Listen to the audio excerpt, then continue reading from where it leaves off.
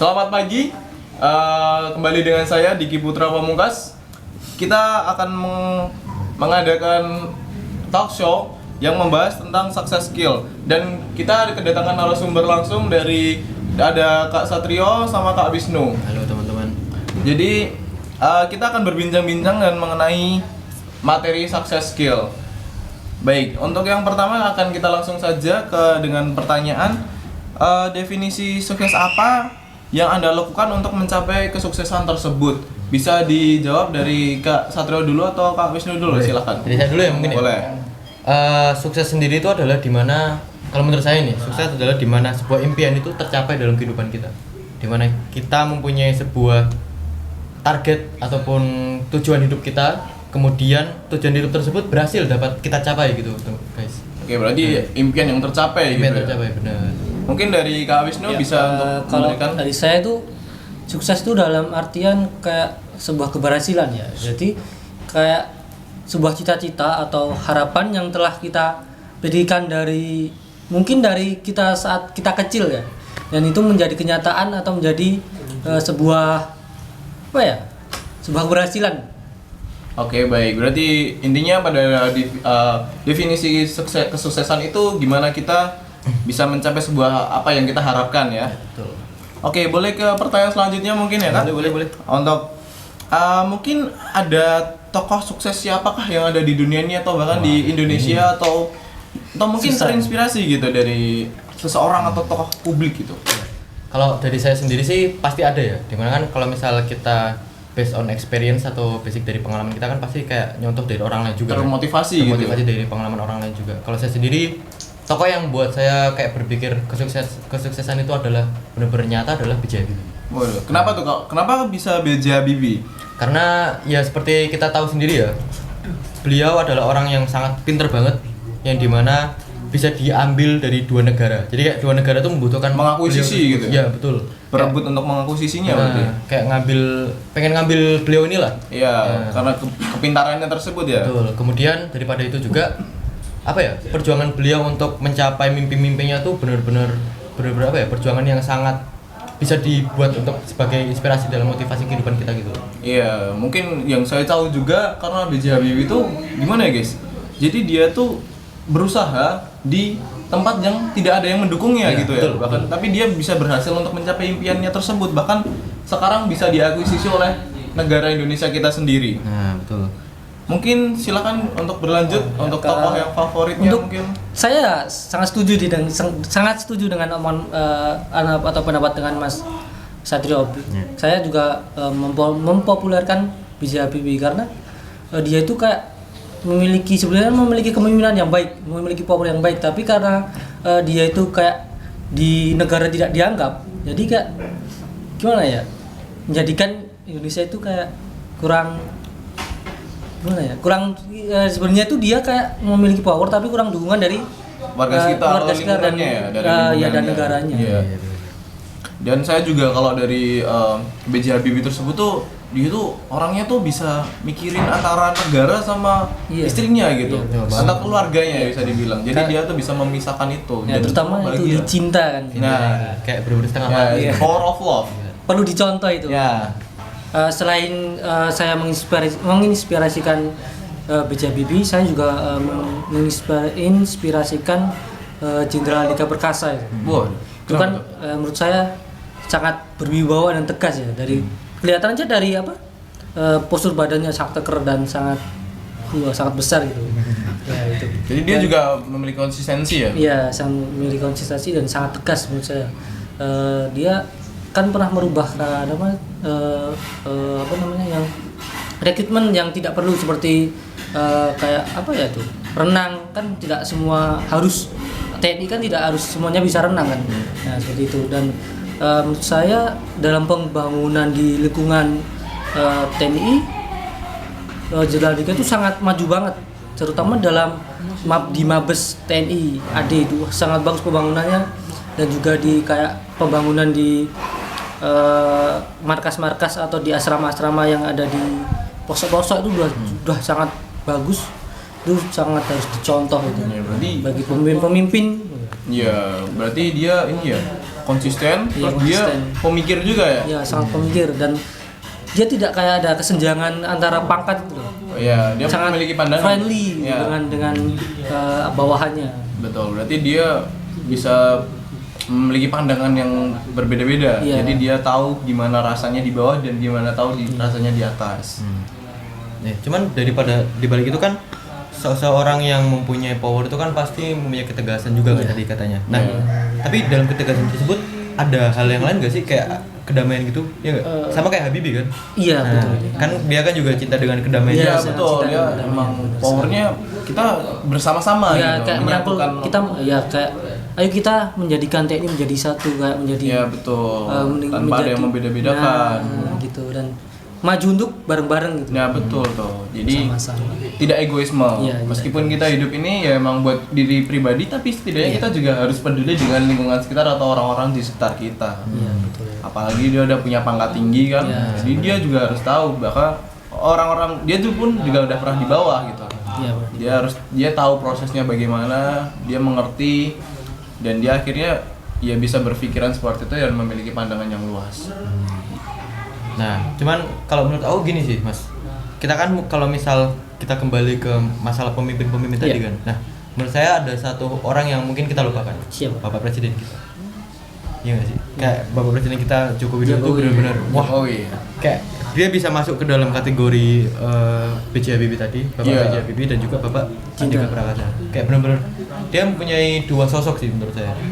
Yang dimana kalau misalnya kita membicarakan tokoh inspirasi ya, menurut saya tidak jauh-jauh lah dari Bapak Joko Widodo. Iya. Seperti itu. Karena dia orang yang cinta dengan kedamaian, terus Iya, betul. make it simple dalam sebuah permasalahan. Iya, betul. Kemudian punya ketegasan juga gitu loh. Kayak Iya. benar-benar orang yang sempurna sih menurut saya. Dan dia tahu lah apa yang harus dibahas dan harus dipikirin tuh dia tahu. Ada yang nggak harus dipikirin ya disingkirin gitu. Memikirkan yang prioritas dulu. Nah betul. Meskipun dia banyak orang-orang yang ngejudge, tapi dia ya tetap santai aja dengan wibawanya. Iya, benar.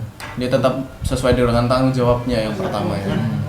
Kemudian kalau kita lihat, kita tarik garis apa ya? Kita tarik garis kondisional kayak Bapak Presiden Joko Widodo tuh benar-benar dia menyelesaikan masalah tuh dengan secara terstruktur sih. Nah betul. Kayak ibaratnya dia masuk dalam apa ya? Personality plus melankolis juga, Iya. juga masuk dalam koleris juga seperti itu. Iya benar. Iya benar. Gitu. Iya berarti Mbak Jokowi sendiri berarti dia sosok yang paling menginspirasi ya. Dia udah Iya. menjadi pemimpin negara, inspirasi buat masyarakatnya. Ya. Pasti masyarakat yang bisa aja mendukung dan sebagainya ikut sukses nih, ikut memiliki jiwa yang sama gitu, Iya, benar. punya semangat yang sama gitu. Dan harusnya pemimpin-pemimpin yang lain harusnya juga bisa meniru sih. Ya, betul. Ya betul. Seperti Pak Jokowi. Iya. Ya. Karena begitu tuh Pak Jokowi itu humble gitu. Iya, banget. Dia punya orangnya sederhana, nggak banyak omong, tapi dia banyak aksi gitu. Iya, banyak kerjanya. Ya, ibaratnya pemimpin yang benar-benar merakyat lah gitu. Nah betul. Dalam menyikapi itu jika tidak kaku kan. Nah betul. Jadi dia mau meskipun dari ujung Papua sana aja, dia datang loh Iya, guys. dia datang. Ya, dia harus tahu ini masyarakat tuh ya di sana gitu dan dia harus bisa gimana caranya tanggung jawab itu juga tersampaikan seluruh satu Indonesia itu. Gitu. Bahkan di dalam berita atau di dalam kayak menurut saya kayaknya kayak ingat saya dalam berita dia suruh pakai body protector aja nggak mau. Ya, Oh, karena iya, dia iya. Serius? ya, Padahal kan saking di sana kan merakyatnya ya. kadang kan di KKB di sana kan masih perangnya Iya. kan masih sangat Yang di Papua itu ya, Pak. ya di Papua KKB itu. Ya meskipun dia kayak pemimpin yang harus dilindungi tapi dia sendiri aja kayak merasa ya dia masih manusia gitu. Dia sama-sama ya kita ini manusia gitu. Masih memanusiakan manusia. Sekeren itu ya berarti ya. Iya Menurut betul. saya. Bang Inspirasi banget emang. terlalu menginspirasi kayaknya. Menginspirasi gitu. Karena kalau kita lihat dari perjuangannya juga, wah, Iya. dia dari wali kota terus jadi Ya, gubernur. banyak gempuran juga. Iya, banyak gempuran juga. Gak mungkin kan kayak seorang pemimpin tuh gak mungkin nggak ada yang nggak suka gitu. Iya, pasti betul. ada yang Pasti ada yang pasti ada yang nggak suka gitu. Tapi dengan konsistennya dia bisa di nomor 1 Indonesia. Iya, betul. Seperti itu. Tuh, dari kakaknya punya power, punya tenaga, punya semangat. Dari sebelah sini dia punya power untuk lingkungannya tuh bisa saling bersama, saling membantu gitu. Jadi kekuatan juga sama Iya. jatuhnya ya. Oke, baik. Untuk pertanyaan berikutnya ini, apa sih yang kalian ketahui tentang karisma dan inner beauty? Gitu?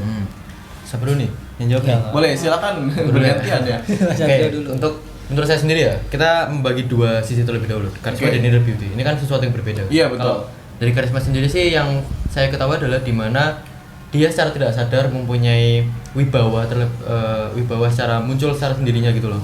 Yang dimana itu bisa dilihatnya dari orang lain doang. Jadi kita benar-benar nggak bisa bahwa kita tahu kalau kita punya karisma tersebut. Nah, Jadi menilai orang lain nih. yang menilai orang lain gitu. Bahkan kita sendirinya nggak tahu tuh. Nggak tahu, pasti nggak tahu. Tapi kita kalau kita sesuai dengan jalannya pasti orang lain menganggap kita bagus nih gitu. Iya, Dia oh, berkarisma, orang dia ada berwibawa power banget nih itu ya. Ini orang berwibawa banget nih gitu lah ibaratnya. Terus kemudian dalam segi inner beauty itu, definisi inner beauty kan seperti yang kita tahu bahwa inner beauty tersebut adalah sebuah kecantikan di dalam diri kita. Nah, kita bisa mengetahui hal tersebut juga dari orang lain. Orang lain Iya. bisa lihat bahwa ini adalah cahaya yang dipancarkan oleh diri kita. Meskipun tanpa kita expose sendiri ya, tapi Betul. orang lain tuh udah menerima tersebut ya atau Iya. mengakui sisi tersebut ya. Berarti kita sendiri tidak bisa kayak menilai kita itu cantik gitu. Ya betul kan Iya. yang sejujurnya pengakuan terbagus kan memang diakui bukan mengakui ya. Iya. Kalau dari kakaknya mungkin definisi tersebut tuh apakah yang berpengaruh dalam kehidupan sehari-hari dan sebagainya atau dari tingkat kesuksesannya? Gimana ya? Menurut saya itu kayak gimana ya? Karisma sendiri itu sebuah kayak ya benar apa yang dikatakan oleh Mas Satria tadi kan. Karisma dengan inner beauty sebenarnya kayak saling gimana ya? Saling berkaitan ya. Ada kaitannya? Ya sangat berkaitan. Karena ya yang bisa menilai kita itu ya dari orang lain. Dan untuk kesuksesan itu ya sebuah sukses itu harus yang menilai juga orang lain sih kayak. Ya, kita udah fokus aja ya. Ya kita fokus aja dengan usaha kita. Iya betul. Jadi untuk kesuksesan pula itu juga bisa aja dipandang oleh orang lain. Iya, gitu. betul. Kita udah bekerja, kan kita maksimalin apa yang kita bisa, skill apa yang kita bisa kita maksimalin, dan bahkan orang lain yang udah mengakuisisi gitu kan. Iya. Wah dia ini orang sukses nih gitu. Dia ini orang yang disiplin. Dan gitu. biasanya kan kalau kita kan kayak wah saya belum merasa sukses nih karena kayak saya masih banyak keinginan gitu kan. Iya. Ya, tapi mungkin pandangan setiap orang kan berbeda-beda. Iya. Jadi ketika orang memandang orang lain pun bisa aja dia memandang kayak dia udah sukses, tapi padahal dirinya sendiri aja Iya. belum menganggap sukses. Iya. Ya, betul sekali. Itu adalah karisma dan inner beauty. Oke, mungkin bagaimana upaya masing-masing dalam membangkitkan inner beauty tersebut Oke. agar kita tuh bisa terus berkembang dan terus konsisten di situ ya. Ya, yang perlu kita ketahui bahwa inner beauty itu kan ada yang dari lahir, juga ada yang dapat kita bentuk.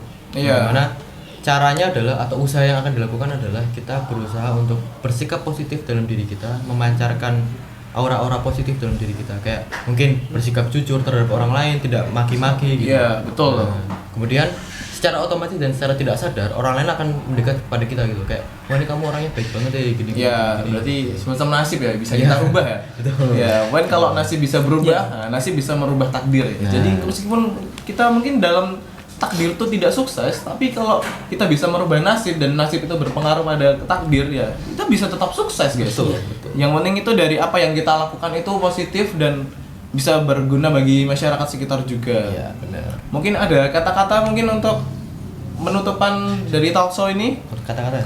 Mungkin dari Mas Satria. Apa ya? Belum ada nih. Saya Ada ya? Waduh, ada sih aku. Ada, boleh. Menurut saya adalah kesuksesan itu tidak perlu kita cari.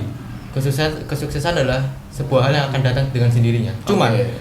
untuk mencapai hal tersebut ya tetap kita berusaha tapi tidak mencarinya. Oke, berarti biar kesuksesan tuh datang dengan sendirinya, Iya. apa yang kita lakuin tuh konsisten aja dan Betul. disiplin gitu. dan fokus dengan apa yang kita tuju. Oke, Ya. baik. Itu kata-kata buat hari ini. Terima kasih telah menonton talk show ini. Selamat siang dan terima Oke, kasih. Thank you.